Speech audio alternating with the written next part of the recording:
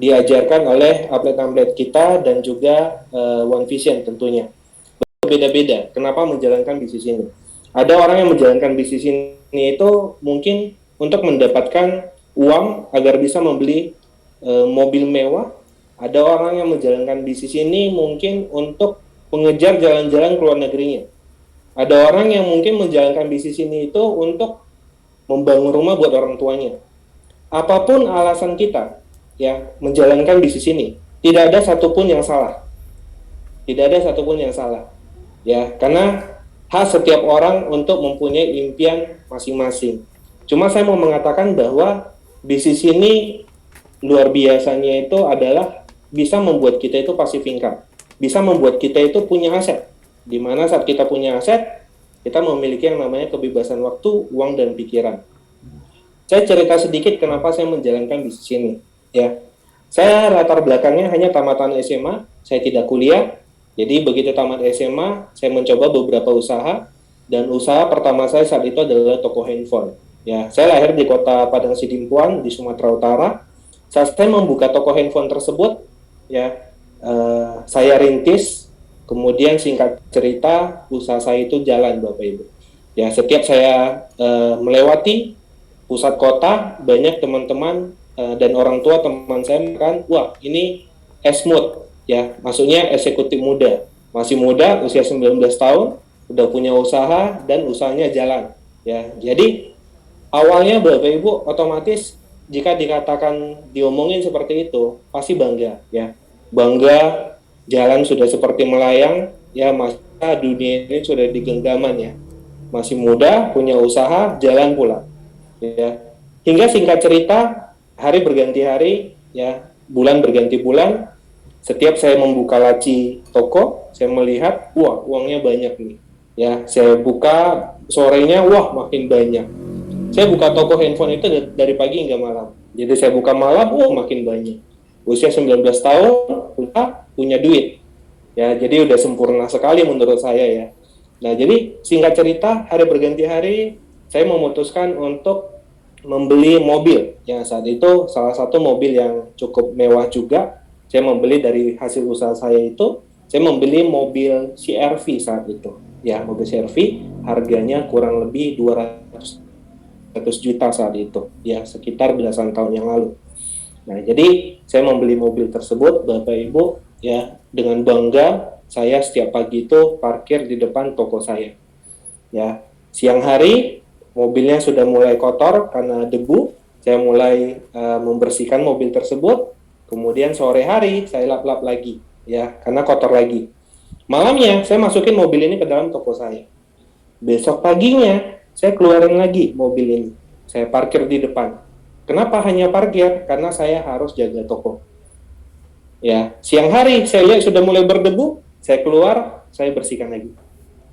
Sorenya berdebu lagi, saya bersihkan lagi, malamnya saya masukin lagi. Tutup toko, saya masukin mobil itu ke dalam toko saya. Besok paginya saya keluarin lagi. Siangnya berdebu, saya lap lagi. Lama-lama saya mikir, ini mobil buat apa saya beli? Dari situ saya mulai mikir, ya ampun, ternyata ada uang saja itu tidak cukup. Bisa beli mobil, bisa.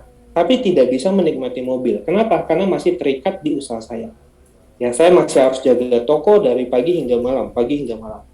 Ya, singkat cerita, saya mulai berpikir, apakah ini yang namanya hidup? Pantasan orang dewasa banyak bilang, hidup ini keras, Bung. Ya, susah gitu. Kamu belum tahu, dunia ini keras gitu. Nah, saya baru tahu saat itu, ya, bahwa mungkin inilah yang dikatakan hidup ini keras, ya, dimana kita itu harus kerja terus dari pagi hingga malam, pagi hingga malam. Nah, singkat cerita saya mulai saya datangi tetangga-tetangga saya saat itu yang buka usaha juga. Ada beberapa orang-orang tua di situ yang saya tahu sudah buka usaha ini puluhan tahun. Ya, saya datangi, saya bilang, Pak, Bapak kan sudah buka usaha nih puluhan tahun. Saya tahu rumah Bapak banyak, mobil Bapak ada beberapa. Saya bilang sama dia, terus ngapain lagi Bapak kerja? Ngapain Bapak di toko? Tahu dia bilang apa, Bapak Ibu? Dia bilang, kalau saya nggak jaga toko, saya dapat duit dari mana? Jadi Sampai kapan Bapak jaga toko? Saya nanya lagi ke dia. Dan dia mengatakan, ya sampai saya sakit, ya sampai saya mati. Anda kebayang Bapak Ibu, usia 19 tahun, diomongin seperti itu. Ini terngiang-ngiang di telinga saya. Setiap saya masuk toko, yang saya pikirkan itu adalah bentar lagi mati. Oh, berarti tinggal nunggu sakit, mati. Nunggu sakit, mati. Ya, saya nanya ke orang-orang, saya nanya ke orang tua, ada nggak ya, Pak, usaha yang dimana saya siap kerja keras dari pagi malam, mungkin 1, 2, 3 tahun, atau mungkin 5 tahun, jadi kepala, jadi kaki, jungkir balik, nggak masalah. Tapi setelah itu, saya freedom. Ada nggak usaha seperti itu? Orang tua saya jawab, tidak ada. Kamu lihat kakek kamu, kerja dari muda hingga tua. Saya kerja dari muda hingga tua. Ayah saya ngomong seperti itu. Jadi tidak ada bisnis yang kamu bilang itu kerja sementara, siap itu kamu bisa senang-senang. Tidak ada. Kemudian saya tidak terima kan, saya nanya ke ibu saya, "Mah, ada nggak bisnis yang bisa dikerjakan itu jangan sampai tua? Cukuplah 5 tahun kerja, siap itu udah nyantai." Ibu saya jawabnya simpel aja. Dia kan tahu saya merokok saat itu ya. "Waduh, kurangi rokokmu. Kamu pikirannya udah kacau entah kemana-mana." Karena saya baru tahu Bapak Ibu, ternyata di luaran sana, orang merasa aneh dan orang tidak percaya bahwa ada bisnis yang bisa membuat kita itu bisa menikmati hidup. Banyak orang di luaran sana yang taunya kita harus kerja sampai tua. Kita harus barter waktu kita baru bisa dapat uang. Ternyata dunia di luaran sana banyak orang seperti itu. Nah, dari situ saya mikir, tiap malam begitu tutup toko, saya berdoa ya kepada Tuhan, Tuhan, saya tidak ingin yang namanya itu kerja baru uang. Saya tidak siap sampai tua di toko saya ini. Saya tidak mau lahir di kota ini, ya, sekolah di kota ini, menikah di kota ini, punya anak di kota ini, tua di kota ini, meninggal di kota ini. Karena menurut saya Tuhan menciptakan dunia ini begitu indah, begitu luas, ya. Ada ratusan negara. Kalau ternyata lahir hingga mati hanya di satu kota, ngapain Tuhan ciptakan dunia begini indah? Betul Bapak Ibu? Ngapain Tuhan menciptakan negara begitu banyaknya? Hapus aja peta dunia, kita buat satu peta aja, peta satu kabupaten atau mungkin peta satu kota. Jadi nggak usah ada namanya peta dunia. Ya saya berpikir seperti itu, kan dunia diciptakan ini kan untuk kita, manusia ya, pasti untuk kita, makanya Tuhan ciptakan gitu. Nah dari situ saya berpikir, ya Tuhan, saya selalu berdoa Bapak Ibu, ya jujur saya selalu berdoa karena saya tidak terima saat itu ya, bahwa saya harus kerja dari muda hingga tua. Jadi saya bawa ke doa, saya bilang, Tuhan tolong tunjukkan saya jalan atau satu usaha yang dimana saya siap kerja keras. Ya, saya siap berjuang mati-matian, tapi saya tidak mau kerja itu hingga saya tua. Saya mau itu, ya saya punya banyak waktu agar bisa menemani orang tua, agar bisa saya menikmati hidup ini dengan pasangan, ya agar saya bisa berbuat mungkin lebih banyak. Ya karena menurut saya kalau kita di konvensional itu, jangankan mau jadi manusia yang bermanfaat, tapi bersama keluarga aja kita susah, karena kita terikat di pekerjaan kita. Ya, singkat cerita Tuhan mendengar doa saya Bapak Ibu. Ya, dari situ pelajaran yang bisa diambil, hati-hati. Percayalah setiap doa kita itu didengar Tuhan. Cuma terkadang kitanya saja yang tidak melihat jawaban yang diberikan oleh Tuhan. Terkadang di sekitar kita itu mendatangi kita, memberikan sebuah peluang, menasihati kita, tapi kita tutup sebelah mata. Padahal itu adalah jawaban dari Tuhan. Ya, singkat cerita saya dijumpai dengan adik kelas saya, dia jelaskan tentang konsep bisnis ini. Awalnya saya tidak tertarik saat dia mengatakan, jika kamu sudah bintang 8, kamu bisa dapat bonus besar. Jujur saya tidak tertarik karena saat itu saya bukan butuh uang lagi, saya butuh kebebasan waktu. Ya, jadi saat dia masuk ke halaman Flipchart ya, halaman Flipchart di mana di situ dia mengatakan bisnis ini bukan hanya memberikan uang, tapi di mana kalau kita kerjakan serius, kita bisa punya yang namanya aset. Dan saat kita punya aset, aset ini yang memberikan kita penghasilan pasif, tanpa kerja, uang datang terus. Kalimat itu Bapak Ibu, masuk ke kepala saya, ya. Saya langsung bilang, ini dia nih jawaban Tuhan. Ya, ini dia nih yang saya cari-cari. Akhirnya gitu ya.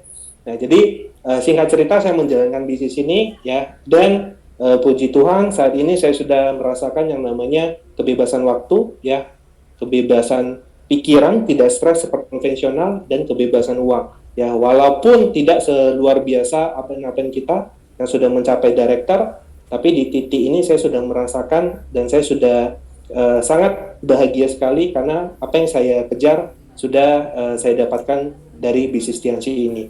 Jadi luar biasa sekali. Tianxi bukan hanya membuat kita kaya, tapi bisa membuat kita memiliki yang namanya kebebasan. Kebebasan waktu, uang, dan pikiran. Ini yang sulit sekali Bapak Ibu kita dapatkan di usaha-usaha di luar sana. Ya, jadi singkat cerita, saya jalankan bisnis ini ya. Saya sekarang secara tidak langsung sudah memiliki aset ya, walaupun aset yang tidak sebesar para direktur, tapi aset ini sudah memberikan saya kebebasan yang saya butuhkan. Sehingga saya punya waktu lebih banyak dengan keluarga, saya tidak stres lagi, karena dulu waktu saya di konvensional, Bapak Ibu, saya memegang beberapa usaha, berat badan saya itu pernah mencapai 80-an kilo, tapi karena stres memikirkan usaha, drop terus ya sampai berat badan saya itu 61 kilo. Ya, dari 80-an menjadi 61, turun 20-an kilo. Orang tua saya, pasangan saya suruh check up ya ke rumah sakit, bahkan sampai beberapa rumah sakit sampai luar negeri. Setelah di check up ternyata tidak ada penyakit, ya yang ada hanya penyakit-penyakit ringan, kolesterol, asam urat seperti itu. Dan semua pada bilang ini murni karena stres pikiran. Ya, karena saat itu saya usia 20-an tahun, saya sudah memimpin puluhan, bahkan kurang lebih 100 karyawan Bapak Ibu di konvensional saya. Jadi saya tidur itu beberapa bulan itu cuma 2-3 jam per hari. Ya, jadi sering kebangun itu, kenapa kebangun? Karena mikirkan pinjaman di bank, karena modalnya sangat besar, risikonya sangat besar, mikirkan ini modal usaha dibawa lari karyawan atau tidak, bagaimana usaha saya, pergi jalan-jalan pun fisiknya yang keluar negeri tapi otaknya tetap di usaha. Ya, jadi saya bersyukur sekali dijumpai dengan bisnis ini karena saya tidak merasakan itu lagi. Ya, tidak merasakan itu lagi. Ya. Nah, saya masuk Bapak Ibu ke slide, saya share screen.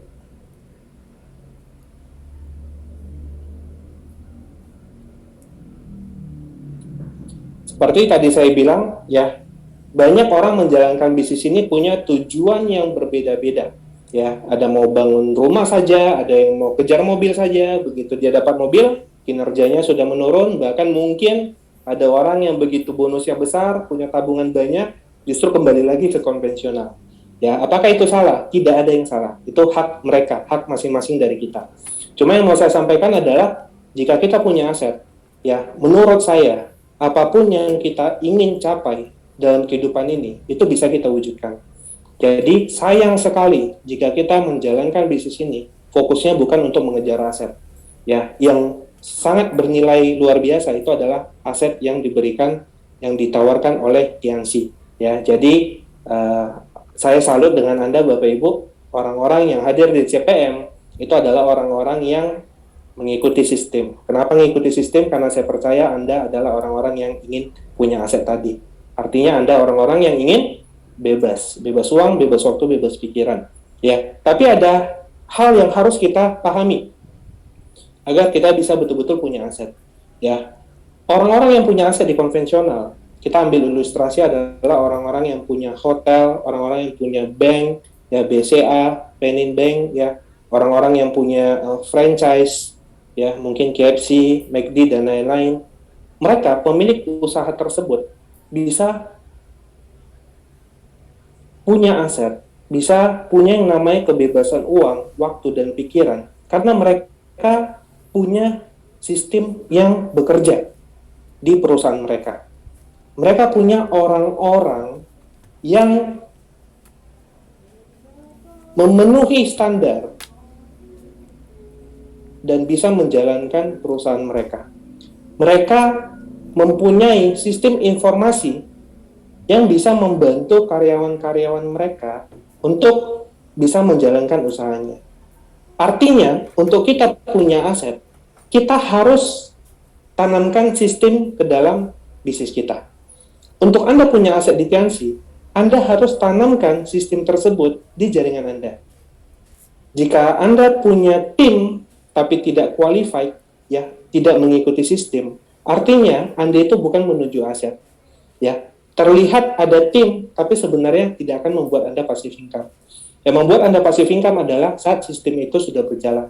Ya, sistem ini Bapak Ibu yang membuat orang-orang yang punya bank, orang pemilik Lipo Group mungkin, Mokhtar Riyadi, kenapa dia bisa punya rumah sakit, kenapa dia bisa punya universitas, kenapa dia bisa punya mall, ya kenapa dia bisa punya hotel, karena ada sistem yang bekerja. Ya, KFC, Anda makan di Jakarta, Anda makan di Medan, dimanapun, kota manapun Anda makan Kentucky Fried Chicken, ya, itu rasanya sama. Kenapa KFC bisa nyebar ke puluhan mungkin ratusan negara? Karena punya sistem yang mereka gampang duplikasi. Kenapa rasanya sama? Karena resepnya sama. Dengan resep sama, dengan cara melayani customer caranya sama, cara mengelola tempatnya sama, karena semuanya sama, maka mudah diduplikasi sehingga mudah membuka cabang. Seandainya di Jakarta mereka membuat resep A dan di Medan mereka buat resep B, pasti pemilik KFC kewalahan. Kenapa? Karena semakin banyak cabangnya, dia akan semakin kewalahan. Dia akan memikirkan resep masing-masing cabang. Itu tidak mungkin. Kenapa?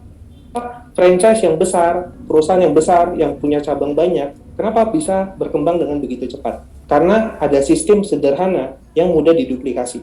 Ya, intinya agar Anda mudah paham, sistem ini adalah seperti sebuah bahasa.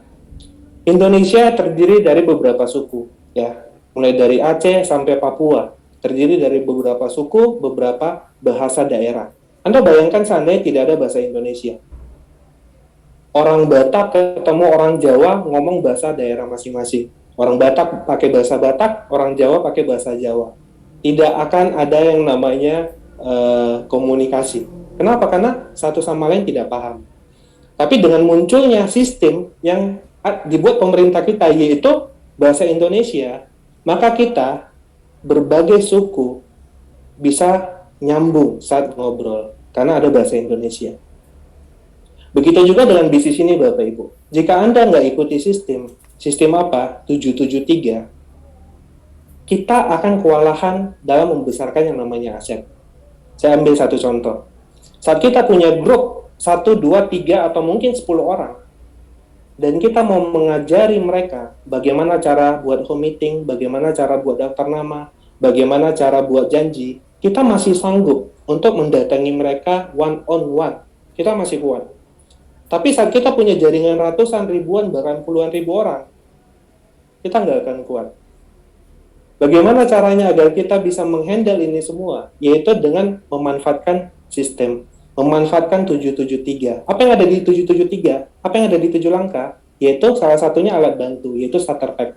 Dengan kita ikuti sistem, salah satunya menggunakan alat bantu starter pack. Saat kita mau mengajarkan ribuan tim kita bagaimana cara bangun home meeting, temu janji, dan buat daftar nama, kita tinggal ngomong satu kalimat. Pergi beli starter pack. Saat mereka beli starter pack, mereka pelajari starter pack, mereka paham apa yang harus dikerjakan di awal ini. Hanya dengan kalimat itu. Pergi beli starter pack, selesai tugas kita. Kita kumpulkan ribuan orang, ngajari mereka, cukup bilang, punya starter pack, Anda akan bisa menjalankan bisnis ini dan Anda akan mengerti apa yang harus dikerjakan di awal. Sederhana sekali. Itulah kekuatan sistem Bapak Ibu. Jadi, jika kita menanamkan sistem ke dalam tim kita, disinilah kita akan bisa punya aset yang besar. Tidak usah buat jurus-jurus yang luar biasa Bapak Ibu. Jurus luar biasa, Anda bisa jalankan, Anda bisa jelaskan, tapi belum tentu bisa diduplikasi dengan baik. Ingat, One Vision sudah mendapatkan penghargaan sebagai support system terbaik di dunia. Artinya apa? Sudah terbukti. Ya, kita sudah, One Vision sudah banyak membuktikan banyak leader-leader hebat yang lahir karena sistem One Vision.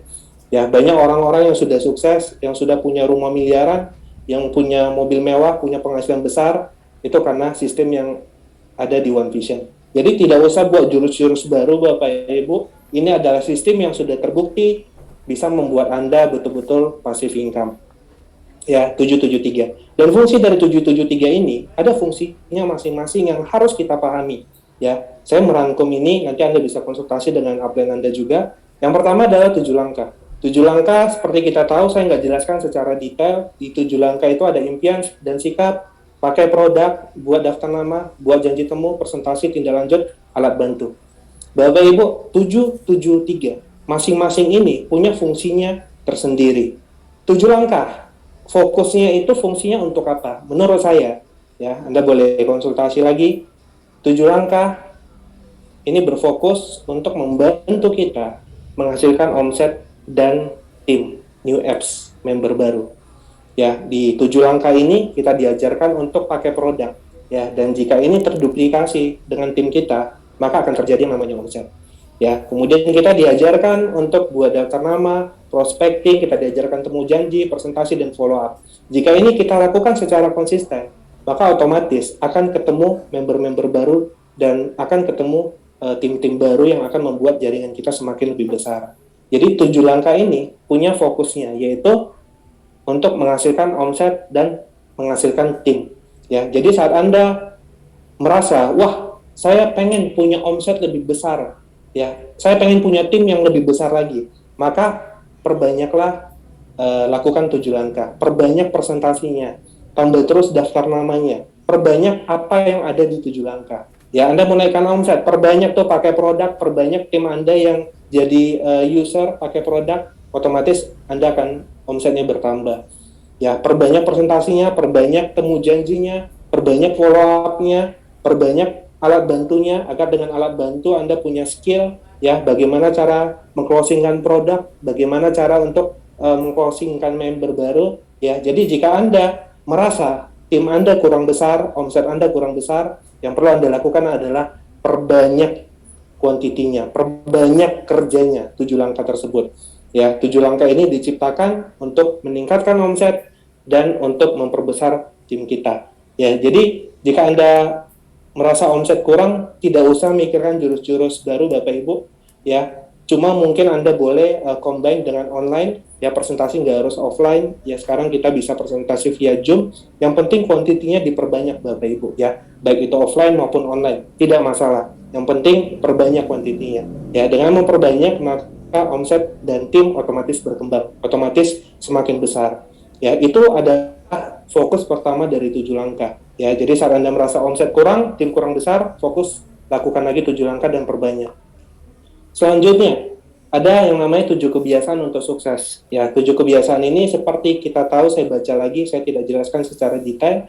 Ya, miliki dream book, tambah terus daftar nama prospek, presentasi minimal 15 kali per bulan, ya, melayani pelanggan, membaca buku positif minimal 15 menit tiap hari, mendengarkan minimal 1 CD Net One Vision, hadir di setiap pertemuan One Vision, dan menjadi good team player.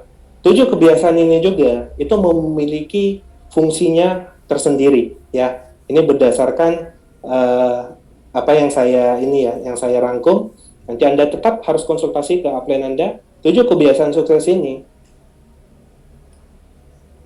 membantu kita untuk bisa melahirkan leader-leader baru di tim kita. Regenerasi leader. 7 kebiasaan ini namanya adalah kebiasaan. Leader artinya pemimpin, ya. Sama seperti kalau Anda ditanya, Anda pengen punya grup yang mentalnya itu prajurit semua atau jenderal semua. Pasti Anda akan mengatakan Anda pengen jenderal semua. Anda pengen orang-orang hebat semua yang ada di tim. Dan kita tahu orang-orang hebat yang ada di dunia atau bahkan orang-orang yang dianggap legend, ya, baik itu di dunia olahraga maupun bisnis. Mereka ini adalah orang-orang yang selalu melakukan kebiasaan berulang-ulang. Ya, Mike Tyson, jago tinju, ya, tiap hari dia latihan terus. Michael Jordan, basket, tiap hari lempar bola sampai ribuan kali. Pebisnis, terbiasa baca buku setiap hari. Belajar terus setiap hari. Orang-orang hebat, mungkin di bidang olahraga sepak bola, latihan terus pasti setiap hari. Orang-orang yang legend, orang-orang yang hebat di dunia, itu berawal dari melakukan kebiasaan yang terus mereka lakukan tanpa henti. dari nggak hebat menjadi hebat karena melakukan kebiasaan tersebut.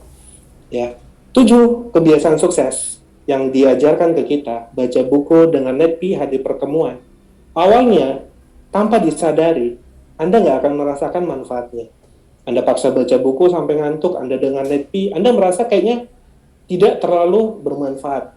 Tapi percaya Bapak Ibu, jika Anda lakukan terus, lama-lama Anda akan menjadi terbiasa, Anda akan menjadi leader, bahkan Anda menjadi ya legend mungkin ke depannya di dunia Tianxi ya. Kenapa? Karena kebiasaan-kebiasaan itu. Tidak ada orang hebat yang tidak melakukan kebiasaan. Jadi 7 kebiasaan sukses, ini perannya adalah untuk regenerasi leader. Jadi jika Anda katakan, kenapa Pak omset saya besar? Ya, kenapa Pak tim saya banyak? Tapi kenapa peringkat saya tinggi? Tapi rasanya seperti saya ini semakin disibukkan. Kok makin tinggi peringkat, bonus memang besar, omset besar, tim berkembang. Tapi kenapa rasanya saya itu semakin sibuk? Kalau saya nggak turun, tim saya hancur. Kenapa? Mungkin, coba cek 7 kebiasaannya. Mungkin tidak dilakukan oleh tim. Sehingga mereka tidak terasah leadership-nya, mereka tidak bertambah wawasannya, mentalnya nggak kuat karena tidak hadir pertemuan. Coba cek 7 kebiasaannya. Ya, jadi jika Anda merasa peringkat tinggi, bonus besar, tapi kerjanya kok makin sibuk, ya berarti ada yang salah. Ingat Bapak Ibu, kita di sini bangun aset, tujuannya adalah bebas waktu. Yang benar adalah peringkat makin tinggi, harusnya kerja kita itu makin berkurang. Dan kita bisa memilih kapan mau kerja, kapan tidak. Ya, tapi jika peringkat tinggi, tapi semakin kewalahan, coba dicek apakah jumlah leadernya sudah cukup banyak. Jika merasa kurang, ya coba cek 7 kebiasaannya. Mungkin 7 kebiasaannya tidak dilakukan. Ingat, legenda di dunia manapun, dunia olahraga, bisnis sekalipun, itu pasti punya yang namanya kebiasaan sukses. Ya, jadi jangan sepele Bapak Ibu.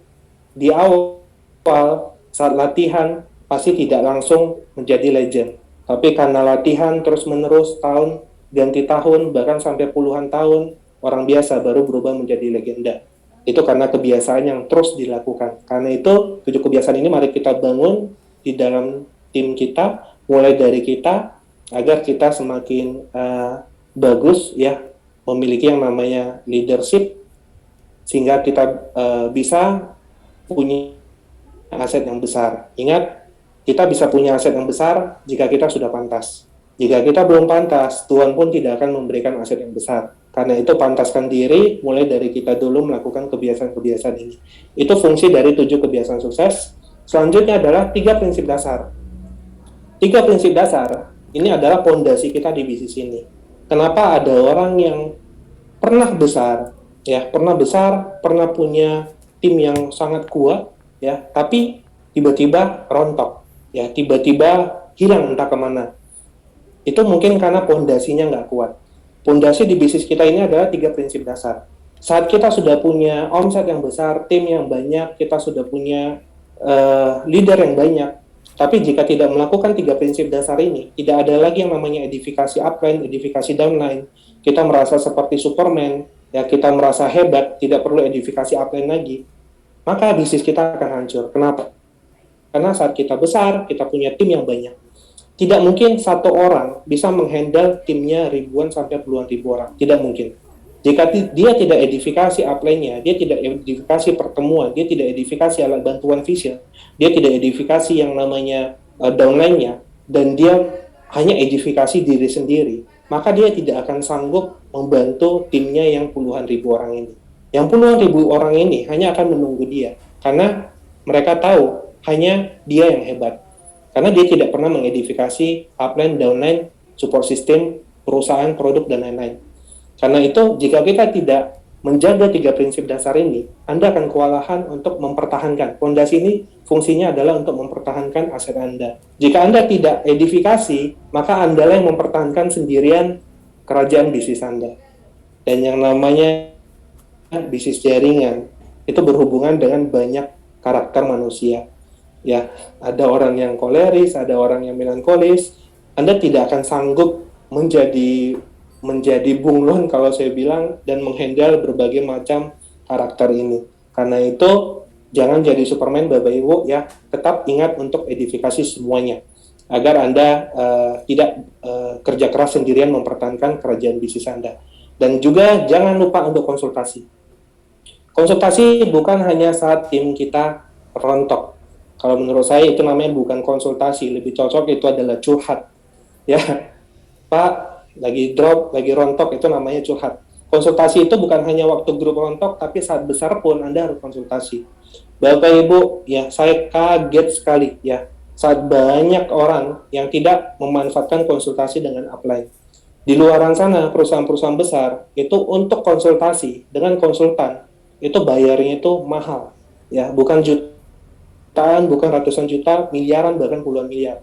Coca-Cola ya saat mereka omsetnya drop, mereka cari konsultan, ya mereka cari konsultan, mereka tanyakan bagaimana caranya omset Coca-Cola mereka bisa meningkat. Si konsultan cuma bilang ya ubah bentuk botol Coca-Colanya. Dulu kan botol Coca-Cola agak lebih tinggi dan polos ya. Jadi suruh kecilkan, kemudian buat seperti grafir-grafir seperti itu ya. Maksudnya buat ada ukiran-ukiran seperti itu. Anda tahu itu dibayar miliaran oleh perusahaan Coca-Cola terhadap konsultan. Padahal si konsultan hanya ngomong seperti itu, hanya suruh mengubah desain botol minuman Coca-Cola. Walaupun terbukti omset Coca-Cola meningkat, tapi yang mau saya kasih tahu adalah semahal itulah konsultan di luar sana. Dan di bisnis ini yang uniknya upline sebagai konsultan yang mencari-cari orang yang mau konsultasi. Bapak Ibu, manfaatkan konsultasi dengan upline secara rutin, ya minimal sebulan sekali. Ya jangan sia-siakan Bapak Ibu. Ya Anda harus manfaatkan upline agar apa? Agar Anda tidak melakukan kesalahan yang sama. Ya agar Anda tidak masuk ke jurang yang sama. Jika Anda tidak konsultasi, ya, Anda hanya akan buang-buang waktu. Upline Anda sudah duluan melangkah. Upline Anda tahu kemana harus melangkah, ke kiri, ke kanan. Upline Anda tahu di mana jurangnya. Jika kita jarang konsultasi, kita akan buang-buang waktu. Kita akan memperlambat kesuksesan kita. Dan ingat, konsultasi bukan hanya saat tim kita hancur, tapi saat berkembang, justru kita lebih butuh konsultasi. Karena di situ kita butuh pengalaman upline. Apa yang harus dilakukan agar momentum ini terjaga. Ya, jadi konsultasi itu penting. Dan yang ketiga, kita tahu di 3 prinsip dasar ada yang namanya no cross-lining. Ini juga kita sudah tahu banyak sekali menghancurkan bisnis. Saya ambil ilustrasi di luaran. Ini ibarat, ya, jika Anda tidak menjaga cross-lining, ya, Anda cross-lining, ini ibarat seperti kayak showroom mobil merek Mitsubishi, pemiliknya, ya, konsultasi dengan Toyota. Atau mungkin mobil Mitsubishi konsultasi dengan Tesla. Ya, Tesla sudah menemukan cara bagaimana biar menciptakan mobil listrik. Ya, Mitsubishi mungkin belum. Mitsubishi nanya kepada Tesla, menurut Anda apa yang terjadi? Tidak mungkin Tesla itu akan kasih tahu caranya. Tidak mungkin, Bapak Ibu. Itu adalah persaingan bisnis. Seperti itulah cross-lining, ya. Jangan membicarakan bisnis kita terhadap cross-line. Walaupun cross-line baik, tapi cross-line tidak tahu kondisi bisnis kita. Cross-line tidak tahu bagaimana karakter tim-tim kita. Walaupun dia memberikan jawaban yang terbaik, tapi belum tentu cocok dengan bisnis kita.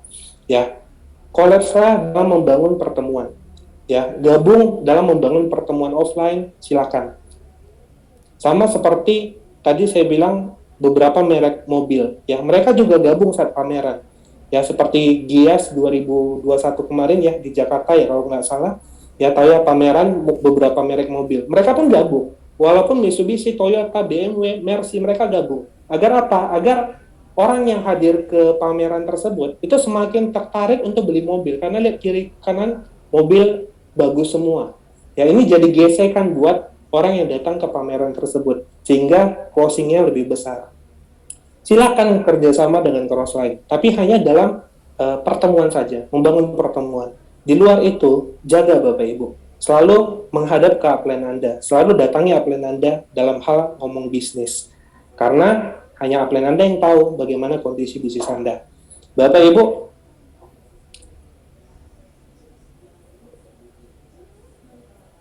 773 ya, itu adalah sistem yang sederhana. Sederhana tapi sudah terbukti membuat orang punya aset yang besar di bisnis ini. Tidak usah mencari jurus-jurus baru ya, tidak usah terlalu mikirkan bagaimana caranya cepat berkembang, sudah ada yang terbukti, Anda tinggal kerjakan. Ya, apalagi sampai kita memikirkan cara yang melanggar aturan. Ya, seperti tadi Pak Asep katakan, undercutting ya dan repackaging ya. Menurut saya, Bapak Ibu ya, itu bukan sesuatu yang bukan sesuatu ya, itu harus tidak kita lakukan. Kenapa? Karena sudah sangat bertentangan menurut saya dengan slogan Tianxi ya, menyehatkan manusia, mensejahterakan masyarakat.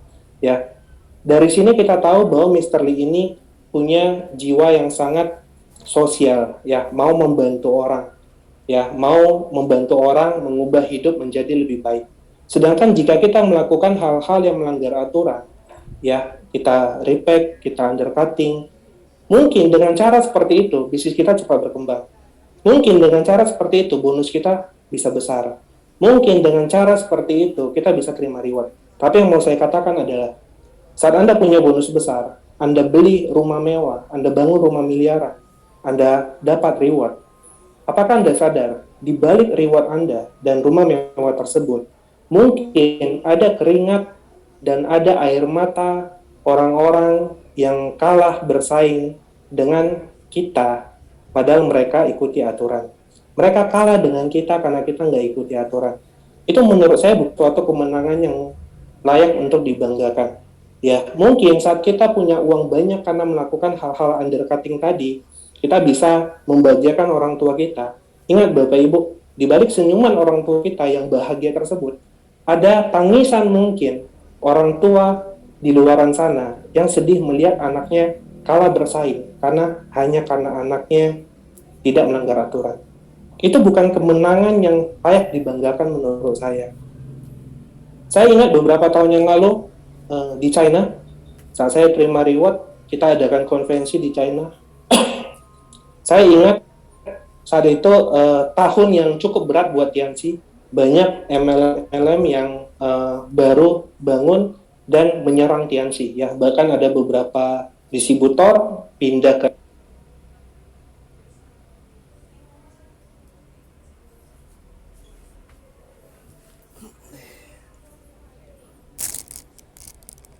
orang menjatuhkan dia justru berpikir bagaimana masa depan orang yang menjatuhkan dia. Dari situ saya berpikir saya sudah di bisnis yang tepat. Saya sudah mengikuti jejak orang yang sangat luar biasa. Orang yang punya hati yang dermawan, orang yang punya visi yang luar biasa, dan orang yang sangat mulia memikirkan masa depan orang pada di luar sana. Walaupun orang pada menjatuhkan dia tidak peduli. Fokus dia adalah membangun Tianxi untuk membantu orang-orang di luar sana yang membutuhkan. Saat kita melakukan pelanggaran-pelanggaran tersebut, Bapak Ibu, menurut saya kita mengkhianati visi dan misi pemilik perusahaan Tianxi. Ya, dia itu sangat mulia sekali. Jadi, ayo hentikan Bapak Ibu, kita ikuti aturan, ya, bertarunglah secara adil, ya, dan percaya dengan saya, panggung kemenangan saat Anda melakukan hal-hal yang benar, itu adalah panggung kemenangan sejati. Ya, disitulah berdiri seorang pemenang yang betul-betul layak untuk dihargai. Ya, tidak ada gunanya kita menang tapi kita tidak melakukan hal yang benar. Ya, ayo Bapak Ibu, jangan kita khianati Mr. Lee. Dia sudah sangat punya visi yang luar biasa. Ya, mari kita bantu beliau dengan cara yang benar. Karena saat kita melanggar aturan, terjadi apa-apa dengan Tianxi, artinya Anda menjatuhkan orang yang berhati mulia tersebut. Berapa besar dosa saya tidak kebayang. Saya tidak kebayang sekali. Ya, dia membesarkan Tianxi di dunia untuk membantu jutaan umat manusia, dan kita dengan gampangnya menjatuhkan nama Tianxi hanya dengan undercutting dan seperti itu. Menurut saya pikiran terlalu sempit jika kita hanya fokus bagaimana untuk kaya, bagaimana untuk terima reward. Terlalu sempit Bapak Ibu. Ya, Tianxi ini berdiri untuk membantu banyak orang di luar sana. Ya, jangan hanya pikirkan diri kita sendiri. Mari kita jalankan Tianxi ini untuk berbagi dengan sesama. Ya, kita ikuti jejak upline kita ikuti jejak Mr. Lee, Bapak Ibu. Percayalah, walaupun sakit, walaupun hancur lebur, tapi percayalah, saat kita melakukan sesuatu yang benar, Tuhan pun tidak akan membiarkan kita sendiri. Percaya Bapak Ibu, jika kita menjalankan sesuatu yang benar, berkah itu pasti turun tepat pada waktunya. Anda nggak usah Bapak Ibu, ya, mau sesulit apapun, mau sehancur apapun, jika kita melakukan benar, jika kita memantaskan diri, percaya kita juga pasti akan berdiri di panggung kemenangan.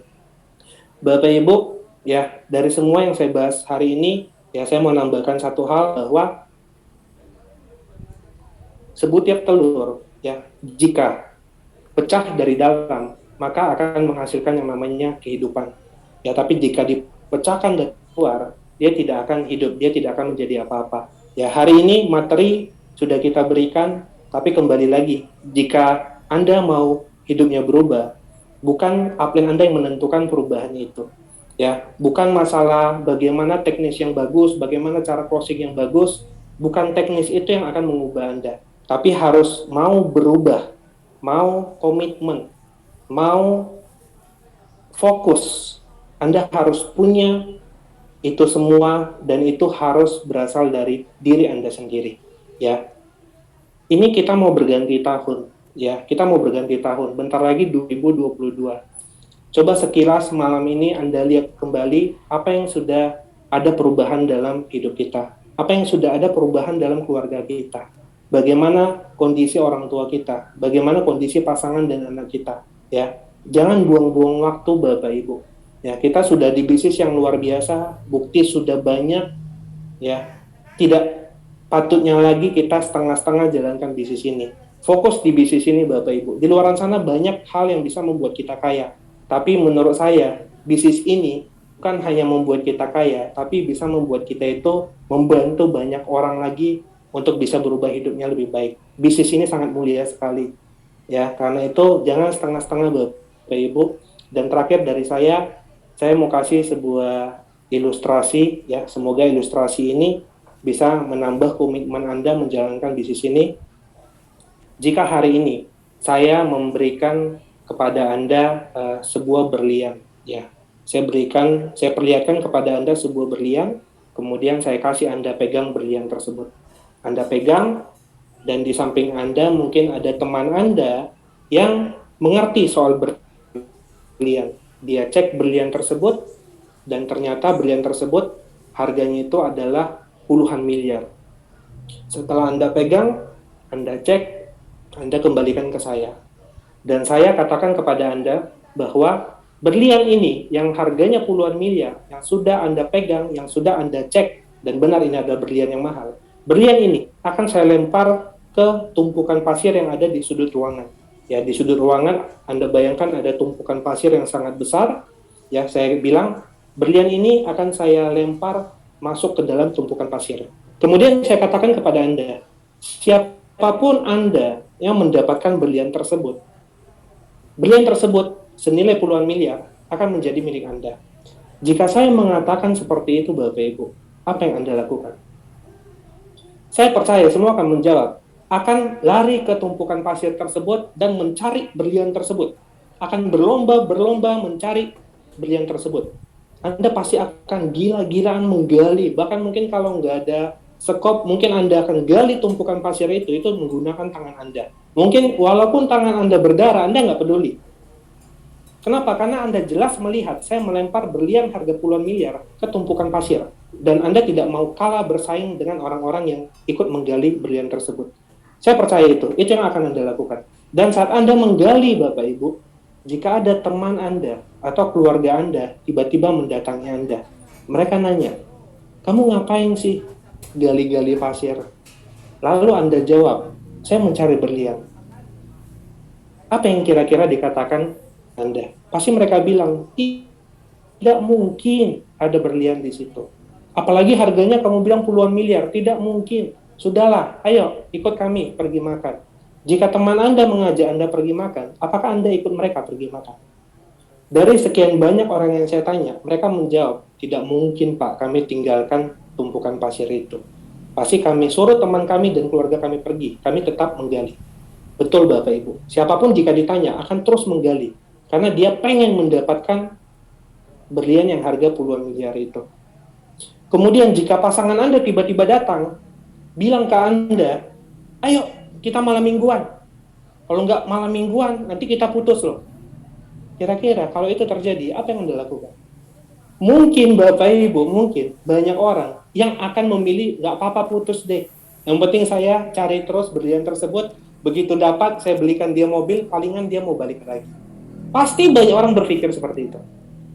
Bapak Ibu, kenapa Anda melakukan itu?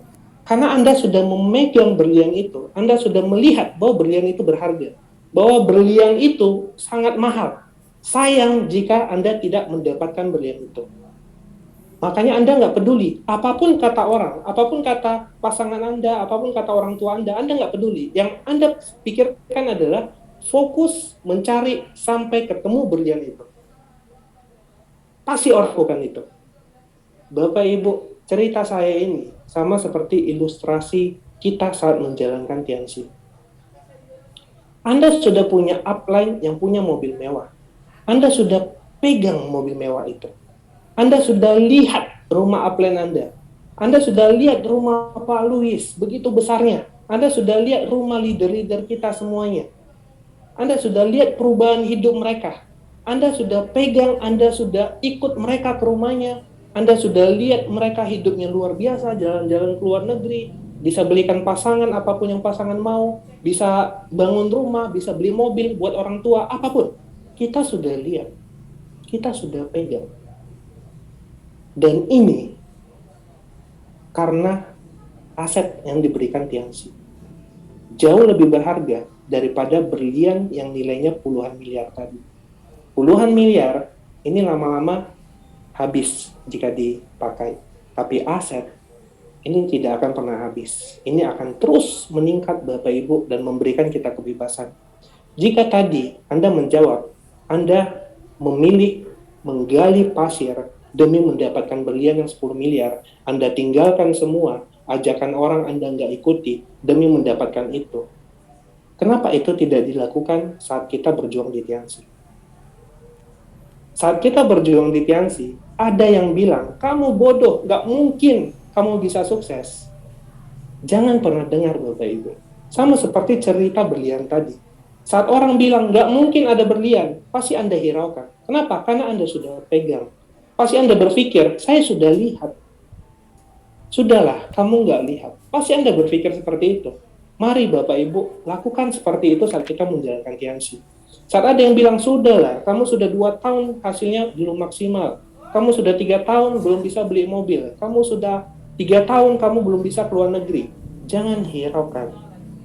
Karena mereka nggak melihat apa yang sudah kita lihat.